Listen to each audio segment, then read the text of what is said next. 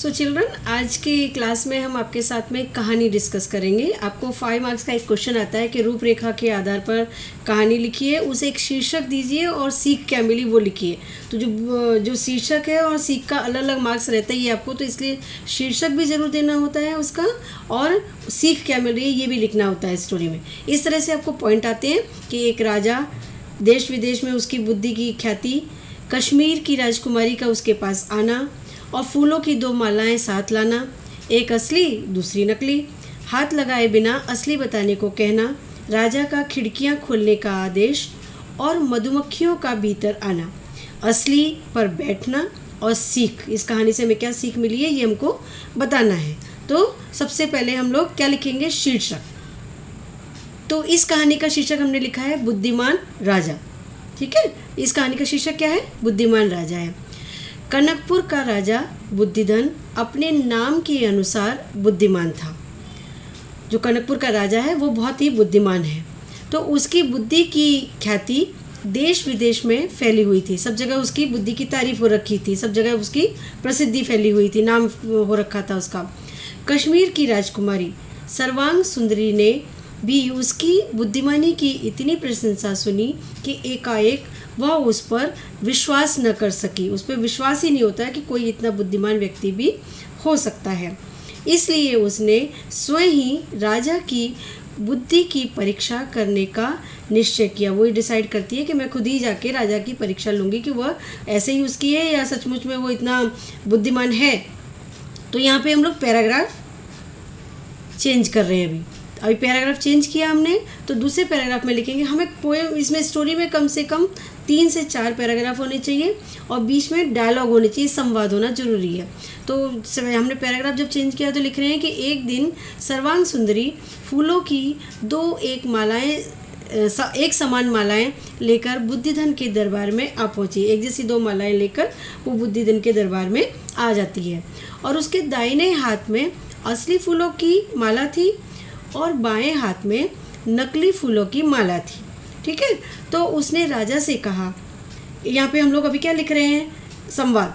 कि तो वो बोल रही है, राजा से कह रही है कि उसने राजा से कहा कि बुद्धिधन जी, क्या इन्हें हाथ लगाए बिना ही आप बता सकेंगे कि इनमें से कौन सी माला असली फूलों की है? ये उसका क्वेश्चन है कि आप बिना हाथ लगाए बताइए कि इसमें से असली माला कौन सी है। तो यहाँ पे इसलिए क्योंकि क्वेश्चन पूछ रही है इसलिए क्वेश्चन मार्क लगाया है और इसको हमने इन्वर्टेड कॉमा में बंद कर दिया है।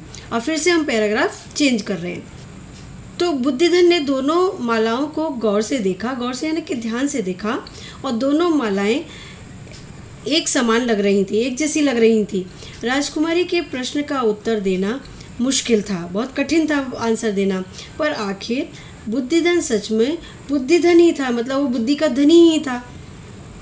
पल भर सोचने के बाद, थोड़ी देर सोचने के बाद उसने अपने सेवकों को दरबार में सभी खिड़कियां खोल देने का आदेश दिया। उसने कहा कि दरबार की सारी खिड़कियां खोल दो। अपने नौकरों से बोलता है, अपने सेवकों से यानी कि नौकरों से बोलता है अपने। अभी फिर से हम पैराग्राफ चेंज कर रहे हैं, हम 3rd पैराग्राफ पे पहुंच गए। तो खिड़कियां खुलते ही असली माला के फूलों की सुगंध हवा की लहरों पर तैरती हुई बाहर पहुँच गई। जो असली फूल थे उनकी जो सुगंध है, स्मेल है, वो बाहर पहुँच गई। उसी वक्त गुनगुनाती हुई एक मधुमक्खी दरबार के भीतर आकर राजकुमारी के दाहिने हाथ की माला पर बैठ गई। तो बुद्धिधन ने तुरंत कहा, फिर से यहाँ पे देखो संवाद है कि राजकुमारी जी, आपके दाहिने हाथ में जो फूल माला है वह असली फूलों की है और बाएं हाथ में नकली फूलों की माला है। तो यहाँ पे फिर पैराग्राफ चेंज किया है। उसने ये आंसर दे दिया, उसने क्वेश्चन पूछा था। तो राजकुमारी ने बुद्धिधन की बुद्धिमानी से प्रतीति हो गई। राजकुमारी को क्या होता है? बुद्धिधन की बुद्धिमानी से प्रतीति हो जाती है, प्यार हो जाता है, उसको अच्छा लगता है। उसने राजा की बहुत ही प्रशंसा की, वो उसकी बहुत तारीफ करती है। अब यहाँ पे हमको लिखना है लास्ट में बोध। ये लिखना कभी मत भूलना, आप शीर्षक और बोध लिखना कभी मत भूलना, ये जरूर आपको लिखना ही चाहिए कहानी के एंड में। तो कहानी के एंड में हम लिखेंगे बोध या सीख भी बोल सकते हैं यहाँ पे, ऐसे लिख के कि सचमुच बुद्धि ही वास्तविक बल है, बुद्धि ही वास्तविक बल है और बुद्धि से कठिन समस्या भी हल की जा सकती है। बुद्धि के द्वारा कोई भी समस्या को हम हल कर सकते हैं। तो इस तरह से आपकी ये स्टोरी पूरी बन जाती है जो आपको टॉपिक दिया गया था उसके ऊपर। होप आप लोगों को ये स्टोरी अच्छे से समझ में आ गई होगी और आप अच्छे से एग्ज़ाम में लिख पाओगे। Okay, thank you.